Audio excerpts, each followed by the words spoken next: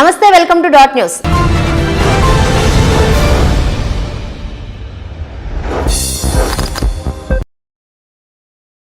Assembly ఎన్నికలకు సమయం దగ్గర పడుతుండటంతో ఏపీ సీఎం జగన్ స్పీడ్ పెంచుతున్నారు. నియోజకవర్గాలపై ఫోకస్ పెట్టిన వైసీపీ అధినేత గెలిపే లక్ష్యంగా వ్యూహాలకు పదును పెడుతున్నారు.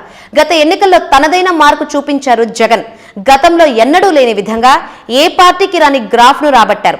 ఏకంగా 175 స్థానాలకు గాను 151 స్థానాల్లో విజయ దుందుభి మోగించిన జగన్ ఈసారి అంతకంటే ఎక్కువ స్థానాల్లో పాగా వేసేందుకు ముమ్మర ప్రయత్నాలు చేస్తున్నారు. అందుకే ప్రజా సమస్యలపై పోరాటం చేసే వ్యక్తులను ఆచితూచి ఎన్నుకుంటున్నారు. అవకాశం ఇచ్చినా వినియోగించుకునే వారితో పాటు తనకు ఎంతో ఆప్తులైన వారిని కూడా పక్కన పెడుతున్నారు. ముందు జనం, ఆ తర్వాతే మనం అన్న విధంగా జగన్ ముందుకు సాగుతున్నారు. ప్రజల సమస్యలను పట్టించుకుని వారు మనవారైనా ఉపయోగం లేదని తేల్చి చెబుతున్నారు. సాహసోపేతమైన నిర్ణయాలు తీసుకుంటూ తన మార్కును చూపిస్తున్నారు.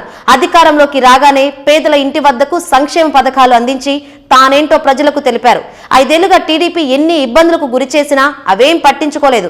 చివరికి వ్యక్తిగతంగా విమర్శలు చేస్తున్నా, తన వాళ్లతో తనపైనే దాడి చేయిస్తున్నా జగన్ మాత్రం ఓర్పుగా ప్రజా సమస్యలపైనే దృష్టి సారిస్తున్నారు. వైఎస్ఆర్ ఆశయాలను ముందుకు తీసుకువెళ్లే విధంగా ప్రయత్నాలు చేస్తున్న జగన్ మరోసారి ఏపీలో విజయ దుందుబి మోగించాలని కృతనిశ్చయంతో ఉన్నారు. అసెంబ్లీ ఎన్నికల దృష్ట్యా అసెంబ్లీ నియోజకవర్గాలకు, పార్లమెంటు స్థానాలకు సమన్వయకర్తల మార్పులు చేర్పులు చేస్తున్న వైసీపీ 5వ జాబితాను విడుదల చేసింది. తాడేపల్లిలోని పార్టీ కేంద్ర కార్యాలయంలో పార్టీ సీనియర్ నేత మంత్రి బొత్స సత్యనారాయణ, పార్టీ రాష్ట్ర కార్యదర్శి సజ్జల రామకృష్ణారెడ్డి ఇన్ఛార్జీల మార్పును ప్రకటించారు. 5వ విడతలో 4 ఎంపీ స్థానాలకు, 3 ఎమ్మెల్యే నియోజకవర్గాలకు ఇన్ఛార్జీల మార్పును ప్రకటించారు. వాళ్ళు నెల్లూరు టౌన్ ఎమ్మెల్యేగా ఉన్న పాలుపోయిన అనిల్ కుమార్ యాదవ్ కు ప్రమోషన్ దక్కింది. నరసరావుపేట ఎంపీ అభ్యర్థిగా ఆయన పేరును ప్రకటించింది పార్టీ.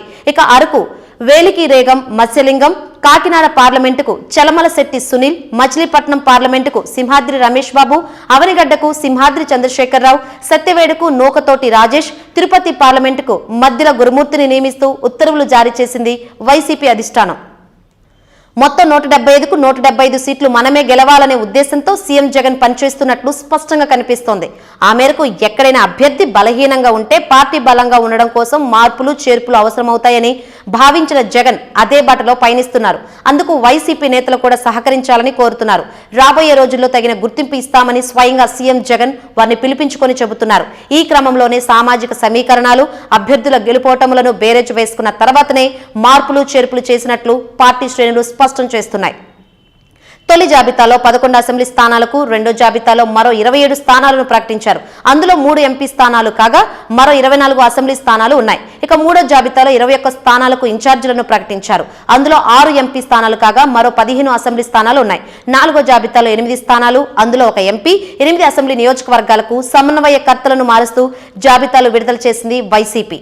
పార్టీ 5వ జాబితా విడుదల చేసే క్రమంలో పార్టీ రీజనల్ కోఆర్డినేటర్ విజయసాయిరెడ్డికి అదనంగా గుంటూరు పార్లమెంటు నియోజకవర్గ బాధ్యతలను అప్పచెప్పింది. అలాగే ఒంగోలు పార్లమెంటు నియోజకవర్గ రీజనల్ కోఆర్డినేటర్ గా చెవిరెడ్డి భాస్కర్ రెడ్డికి బాధ్యతలు అప్పచెప్పింది.